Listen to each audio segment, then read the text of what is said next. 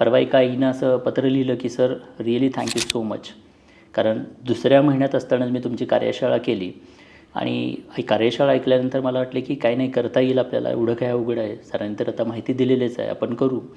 आणि त्यानंतर मग सुरुवात केली, ॲक्टिव्हिटीज स्टार्ट केल्या. बट घरातलं वातावरण असं पोषक नव्हतं. घरातलं होणारी दररोजची भांडणं, नवऱ्याबरोबर काही होणारे वादविवाद, सासू-सासऱ्यांबरोबर होणारे वादविवाद आणि यामुळे मी डे बाय डे एवढी डिप्रेशनमध्ये गेले, एवढे फ्रस्ट्रेशन्समध्ये गेले.